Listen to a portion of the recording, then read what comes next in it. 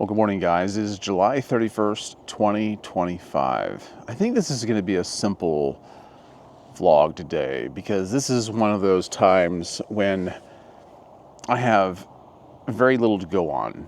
And see, I love creating videos. I love coming up with stuff. I love the process. I love the work. And it's a really good feeling once I post and publish. The sense of satisfaction is great. It's good to look back over a body of work and see what you've done, because especially with YouTube for me, this is me. This is what I've done. This is not what I've been contracted by anybody to fulfill. This is solely what I've wanted to do. It's been 100% my effort, and it's great. But you know what? There are times when it's very difficult, and I've let that feeling hold me back a lot. And I've been very committed lately to absolutely attacking this on a daily basis because I want to get good at this. I've said it a number of times, whether it's on here or to someone personally. I want to do it so much that I get good enough where I can't miss. And I'll tell you, over the past, I don't know, month maybe, not quite a month, where I've been posting almost every day, I have noticed I've gotten a little bit better, and I've started to build up some momentum, and it feels good. And I think, okay, I found my rhythm, I know what I need to do, and here's a pattern I can follow. I'm well on my way there. But just as soon as I think I got it figured out, something hits me. Like last night it hit me. And usually the night before, I'll come up with what I want to talk about the next morning. But for some reason, nothing clicked. Now, it could have been because I went and donated plasma and I was feeling a little off, like hungry, weak, really tired. And you have to get protein pumped back into your body. And that does throw you off. But I think it was more than that. I think it was just reality slapping me in the face going, I don't want you to think you've got this completely figured out. I couldn't come up with anything that worked for me as far as bringing it to you guys. And it was really aggravating. I did not like shutting off the light and falling asleep, not having something resolved in my mind. Do you understand the feeling with this? Sure you do. And I thought, man, I'm going to really have to hustle when I get up in the morning and come up with something. And I sat at the table this morning trying to figure out something, and I just couldn't pull it together. I thought, no, my mindset lately is, no, I'm going to post something. I am going to do this. So therein lies the challenge. What do you do when you don't really have anything to go on, but you know you need to show up? What area of your life is that occurring in right now? Because it gets tough. I think part of the problem that we have when we know we need to show up and we're doing something maybe that either we don't want to do, or we're doing something that we know down deep inside we're passionate about, we're excited about, but somehow or another that's not enough to carry us through. Either the contractual commitment that we have is not enough, or the passion that we initially worked off isn't enough. What do? You just keep showing up. And one of the people that really drove this home for me, and I've talked about this man a number of times. I hope you guys don't get tired of hearing about this, but listen, he's got a lot of good stuff to say, which is why I leave links for his books down in the description. You need to check those out. If you really care about doing anything in life, anything, you need to read his books. But anyway, Seth Godin, he's very well known. I said in a couple of videos ago that I think he founded Yahoo and then sold it later on. He's been very, very successful man. Also had a lot of failures, but he's widely known for having posted over, I think he's posted a vlog a day for over 10 years. It's probably been well over that because he's been saying that for a couple of years. And the question becomes, how do you do that? How do you do that? If you ever go to Seth Godin's blogs, not vlogs, blogs, they're written, they're typed out. You'll notice that they're not all the same. Not every single one is packed with tons of meaning that you walk away with going, wow, that was profound. Some of them are long, some of them are only a paragraph, some of them are only a sentence. But the thing about Seth is, he keeps showing up. And that's what I'm attempting to do this morning. One of the things he said was, in a quote here, he says, I have posted over 9,000 blogs, but over half of them are below average. This is a man who is highly consulted. This is a man who's very respected. He's called in to speak. He's called in to be interviewed. You'll see him all. If you go to YouTube, you'll find him all over the place. These gnats in the morning are driving me nuts. But you'll see him all the time, always around my eyes and my ears.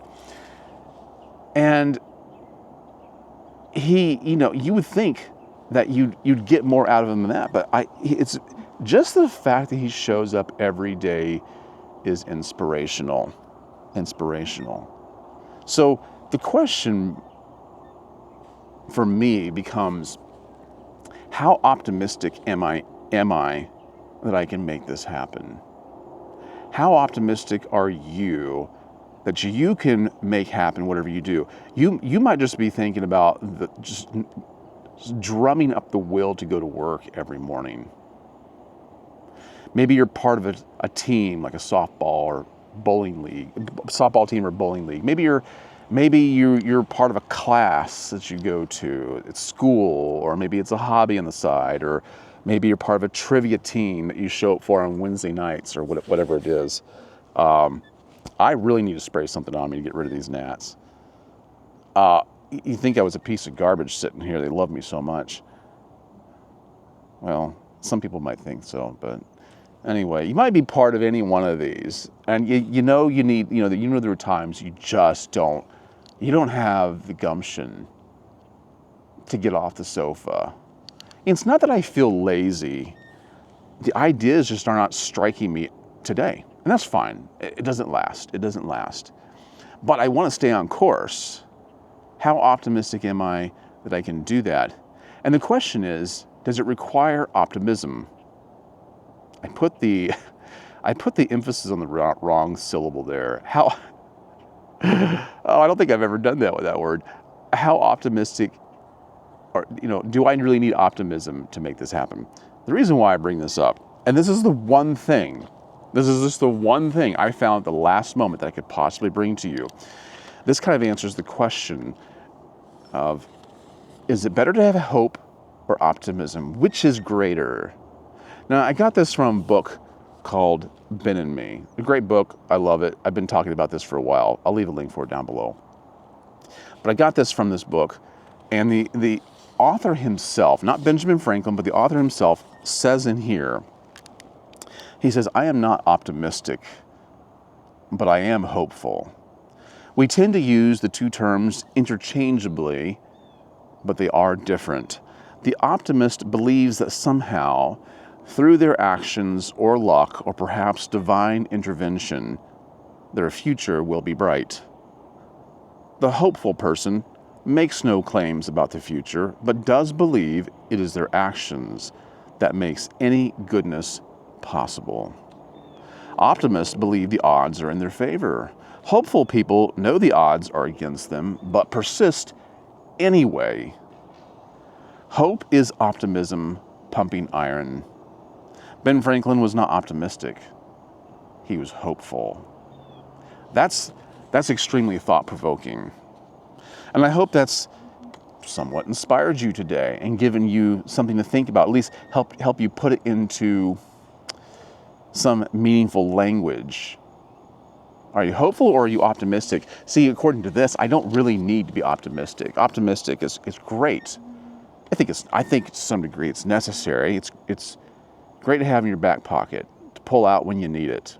Sometimes we don't really need optimism. Things are just working out our way. Other times, when we draw from it, we have to pull from the bottom. right? We have to pull from the bottom. But I'll tell you what, I like the idea that hope is probably greater than optimism, because you don't need to know that things are on your side. The numbers are not necessarily with you, but you show up anyway. I keep saying that in my videos, but I really mean it because it's meant a lot to me lately. You show up anyway, and you just do the work. See, I think the problem with people like me, maybe people like you, is that we just want to make sure that we're putting our best foot forward, and that other people understand, and at least they understand by seeing or feeling from us that we gave our best.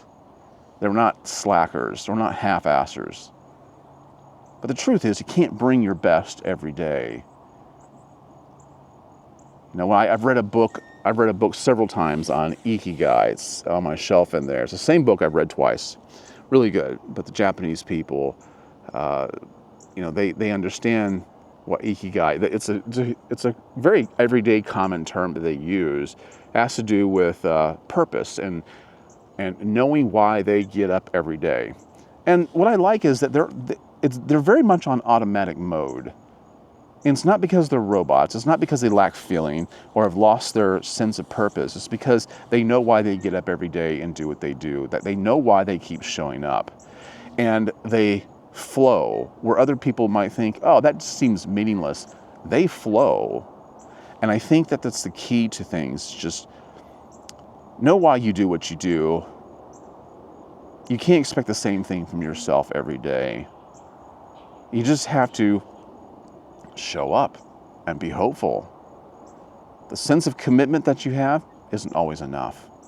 The passion that you've been so proud of, that says, this is what I love, it's not enough. It's not enough.